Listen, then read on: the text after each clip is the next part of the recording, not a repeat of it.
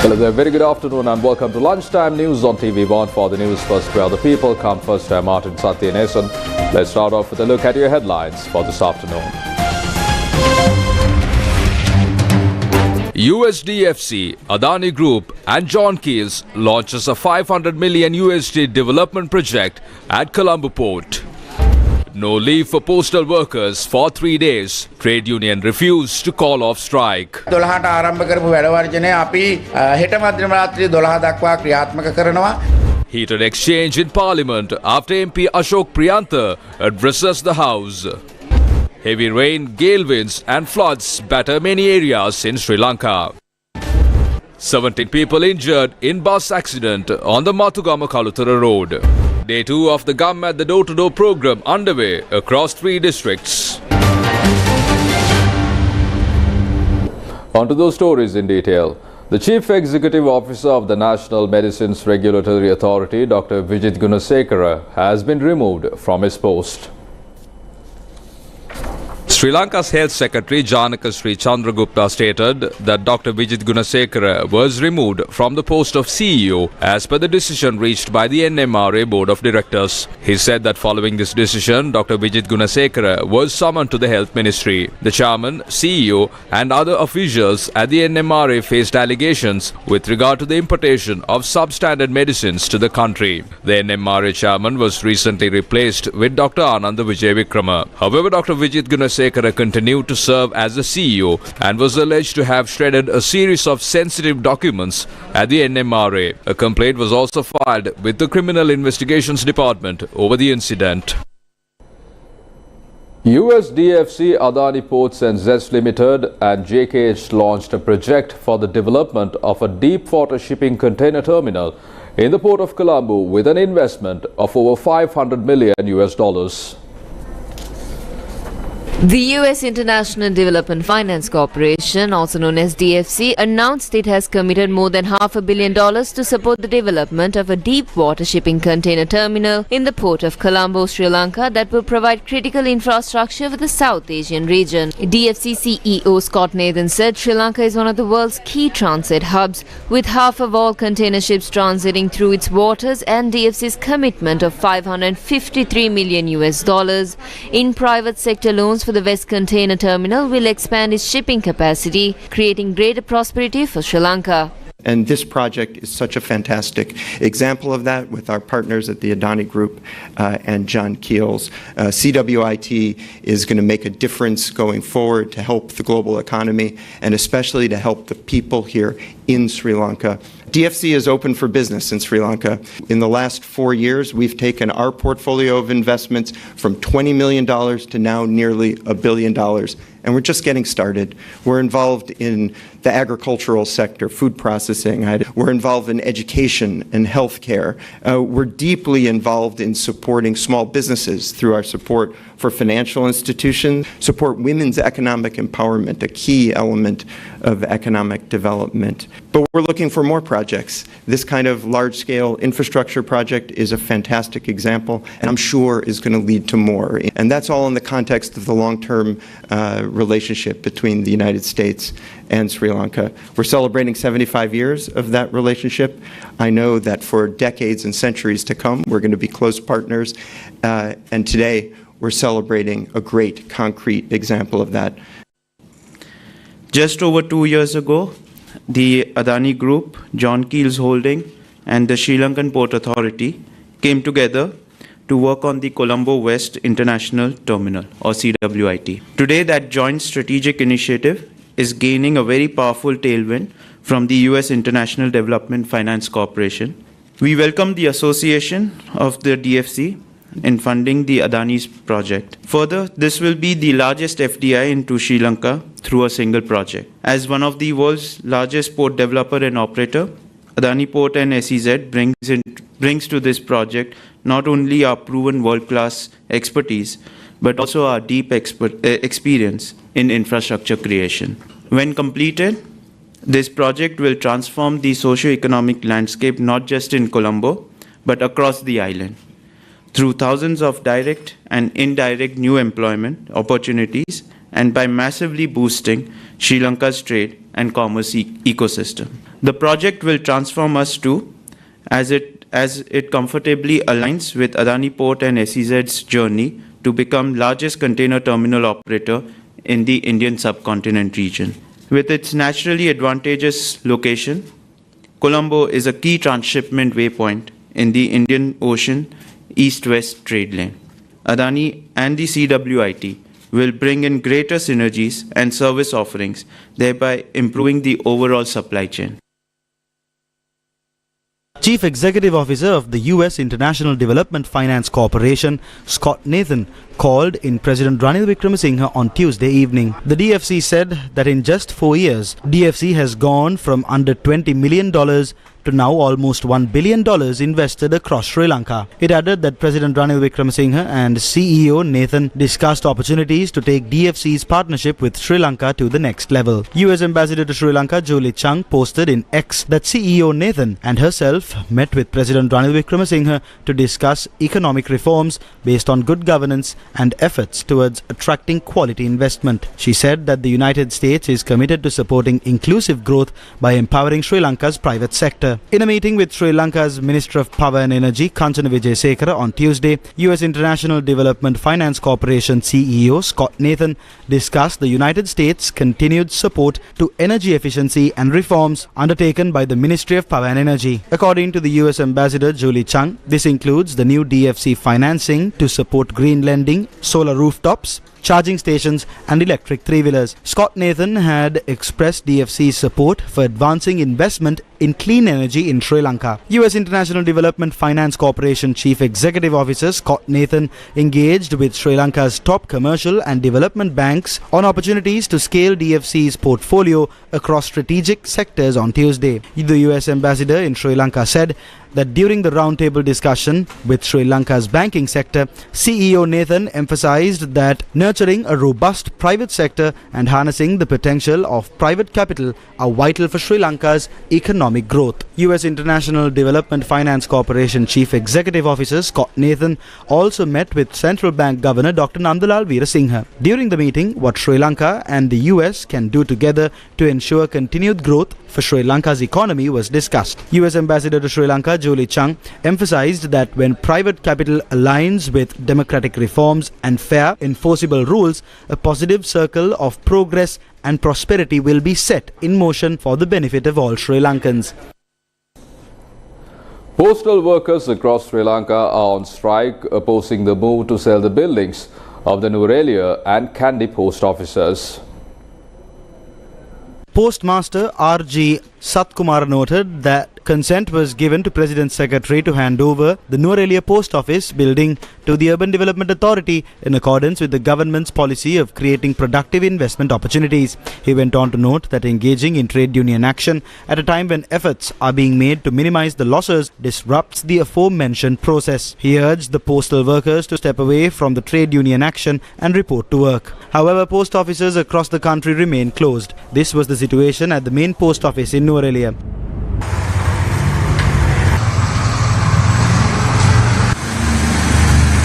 People visiting the premises to obtain services were inconvenienced. The Kurunegala main post office was also closed. The main post office in Kandy was closed as postal workers supported the strike.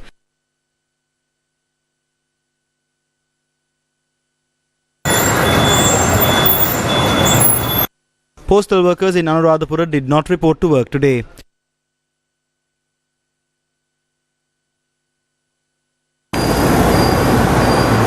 Postal workers at the Gaul main post office closed the gates and raised black flags in support of the strike.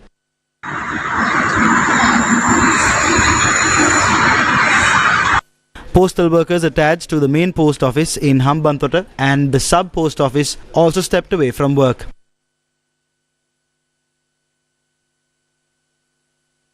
Postal workers in Chilau also supported the strike.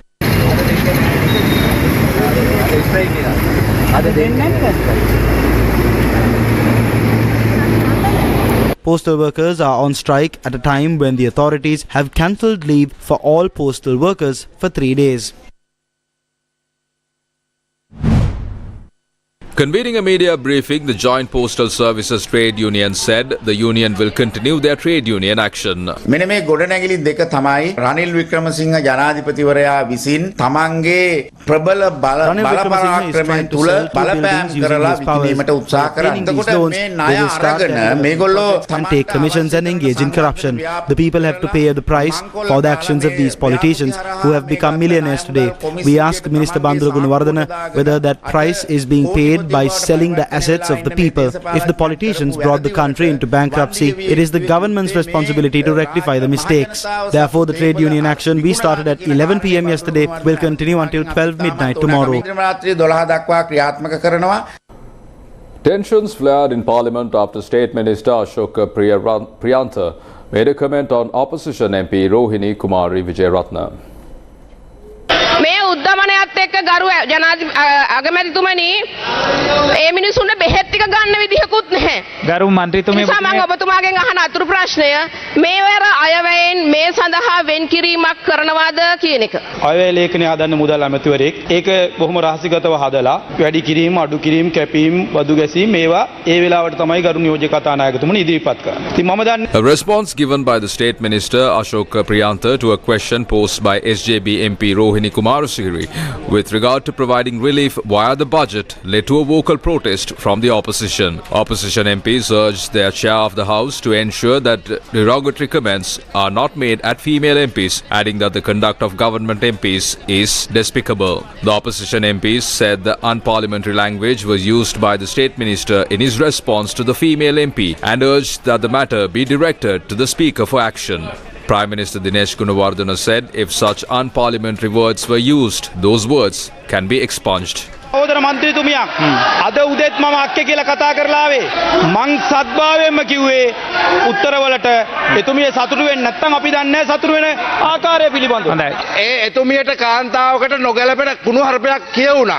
ඒ නිසා මේට කලින් කතානායකතුමා ගත්ත ආදර්ශයක් තියෙනවා. ඒ ආදර්ශය තමයි සභාව විනාඩි කිහිපයකට කල් දාලා ඔබතුමා මේක නැවත පරීක්ෂා කරලා බලලා ඔහුට අඩුම ගානේ සතියක්වත් පාර්ලිමේන්තුව තහනම් කරන්න. කතානායකතුමාද නැහැ. ඒ නිසා එතුමාම යොමු කළා එහෙම මොනවාරි ප්‍රශ්නයක් වෙලා තියෙනවා ඒකට විසඳුමක් දෙන්න. හැමදාම උදේට මොනවාරි කෑ ගහනවා අර ටීවී එකට පේන්න නැතුවම. If there is any unparliamentary word, you have the right to expunge. Okay, sit down. Now sit down and allow me to proceed. ලැජ්ජා නෙමෙයි විලි ලැජ්ජා. ලැජ්ජා නෙමෙයි විලි ලැජ්ජා.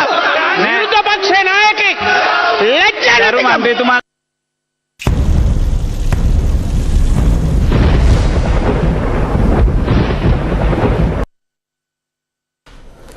Sri Lanka's Met Department warned that rains accompanied by strong winds during the evening will last until the end of November. Meteorologist Janaka Kumaru says that up to 75 millimeters of rain is possible today in the western, central, Sabaragamuwa, northwestern and Uva provinces as well as the Gaul and Mathura districts. He also says that misty conditions may occur in the morning in the western, Sabaragamuwa, central and Uva provinces. The Attanagalu Loya and the Urwa Loya have exceeded spill level due to heavy rains experienced in those areas. Multiple areas close to Gampaha Jaila Road, Gampaha Kandana Road as well as Kirindivita, Makilangamuwa were flooded. Movement of vehicles was disrupted as a result of the floods.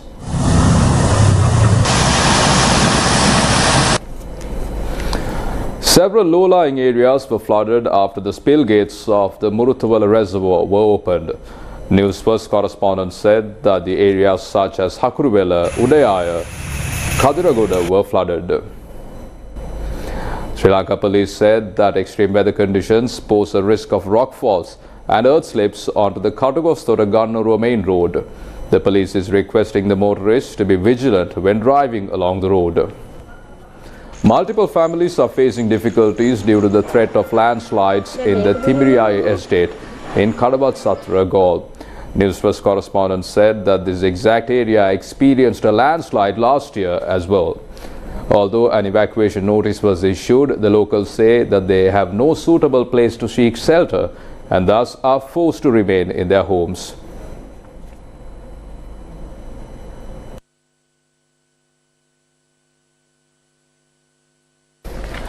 Today is the second day of the Gum at the Door-to-Door campaign. Gum at the Door-to-Door is an initiative that identifies the issues faced by the people by going to them and interacting with them in a streamlined manner.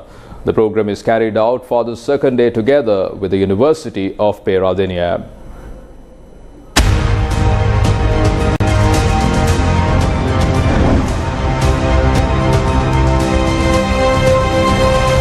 Gum at the Made in Sri Lanka. The Gum at the Door-to-Door teams commenced their journey from Kalutara, Jaffna and Trincomalee districts.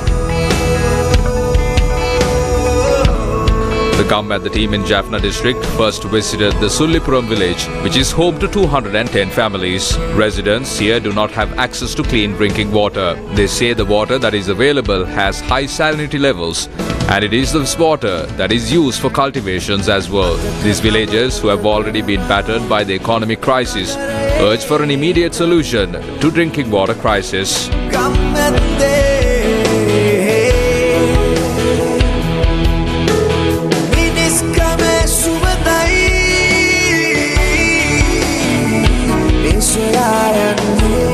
The Gum at the teams in the Kalutara district first visited North Payagala. 150 families reside in this area. Their main livelihood is fishing. Houses in this area get inundated heavily even for the slightest rainfall. Area residents say there is no proper system for floodwaters to recede.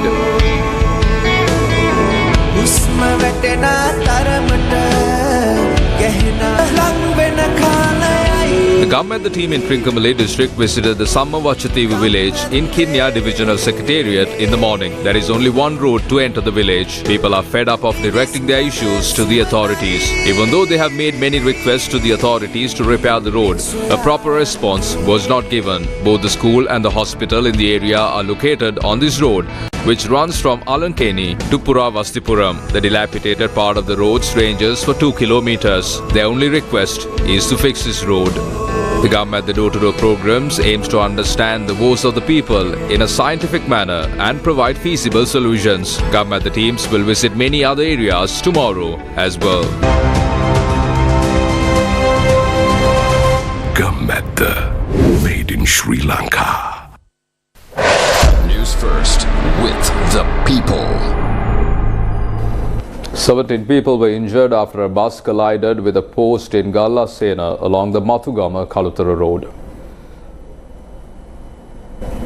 The accident was the result of a collision between a SLTB bus from Mapalagama to Colombo and a three-wheeler. Sri Lanka police said that the bus driver attempted to avoid colliding with a three-wheeler that was turning to the right and thereafter crushed onto an anicut. 10 people who were injured were admitted to the Kalutara Nagoda hospital, and one of them is in a serious condition. Day 43 of the second leg of the LOLC Divisavya program got underway today.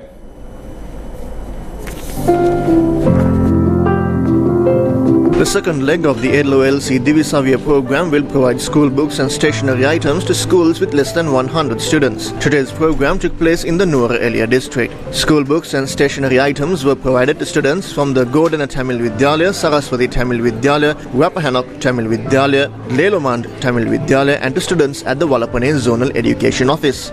This evening, the LOLC Divisavya program will take place at the Hanguranketa Zonal Education Office. The LOLC Divisavya program will continue to create a bright future for the country's student population.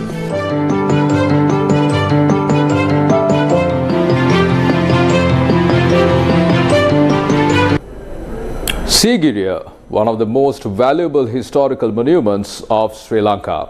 For Sri Lanka, it is one of the biggest tourist attractions in the country.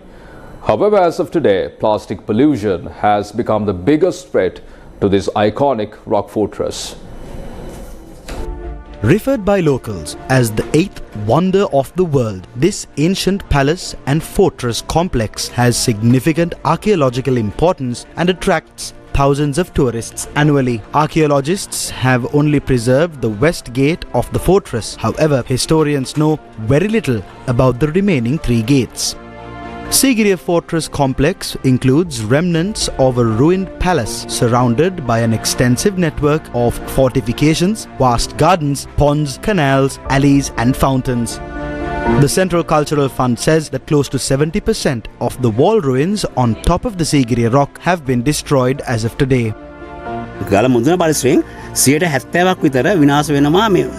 The top layer of the ruins on top of the Sigiriya rock is being destroyed. That is because people walk on top of it. Therefore, we have replaced it at least once every 6 months. If not, the ruins will not remain for long. The most amount of damages takes place because of the actions of the tourists. If the people consider these ruins as their heritage, they will stop behaving in such a manner.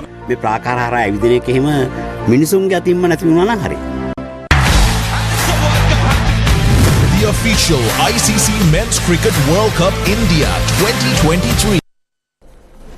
Glenn Maxwell fought through cramps to smash an unbeaten 201 of 128 deliveries, single-handedly guiding Australia to an improbable 3-wicket win over Afghanistan in a World Cup game on Tuesday and sealing the team's spot in the semi-finals. Game with big ramifications. It is a heads call. Ibrahim Zadwan, with 129 not out of 143 balls, became the first Afghanistan batter to score a Cricket World Cup century and guided his team to 291 for 5 in 50 overs. Rashid Khan's unbeaten 35 of 18 balls towards the end also played a crucial role in Afghanistan posting a good total after opting to bat. The Cricket World Cup witnessed one of the most heroic innings ever as Glenn Maxwell battled through cramps and spasms to strike an unbeaten double ton and to take his side to a memorable win. Courtesy the superheroic double ton, Australia defeated Afghanistan by 3 wickets by reaching a 292-run target in just 46.5 overs. This happened despite Australia getting reduced to 91 for 7 at one stage. But Glenn Maxwell held on to one end and hit 10 sixes and 21 fours on his way to reaching the double ton. The win also secured that Australia enter the semi-final. 48 in his 8.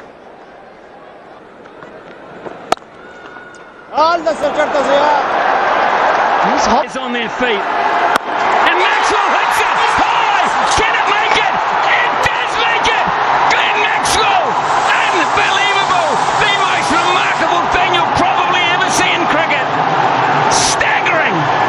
Absolutely mind-blowing! What a win! And he should not have to walk off the park. He should be carried off. What a performance! I've watched and played a lot of cricket, Shane and Ian, and I've seen nothing like that. Nothing like this game of cricket. Australia was 7 for 91 and have won 7 down. The Maharashtra Cricket Association International Stadium in Pune will be the host to the Battle of Survival in the World Cup 2023 for the Jos Buttler-led England and Scott Edwards-led Netherlands on Wednesday. Defending world champions England are sitting at the bottom of the points table with 2 points from 7 matches. Nothing has worked in favour of the team as they have to wait for another 4 years for the World Cup redemption. However, there is another issue. England are at the risk of losing out on the Champions Trophy 2025 to be held in Pakistan. The top 8 World Cup teams will advance to the tournament. Sri Lanka are ranked 8th, the Netherlands 9th and England 10th in this World Cup. If England win the next 2 matches, they may end up among the top 8 and qualify for the Champions Trophy 2025. The Dutch, on the other hand, will have to win for the same reasons. The game between England and the Netherlands will start at 2 p.m. Sri Lanka time, and cricket fans can watch all the action live via the MTV MBC Media Network, the official local broadcast rights holders of the ICC Cricket World Cup. The matches can be viewed live on TV1 and www.sirasatv.lk and on TNL. In addition, the match will be on air on YFM. That's a wrap of news. Take care and good day.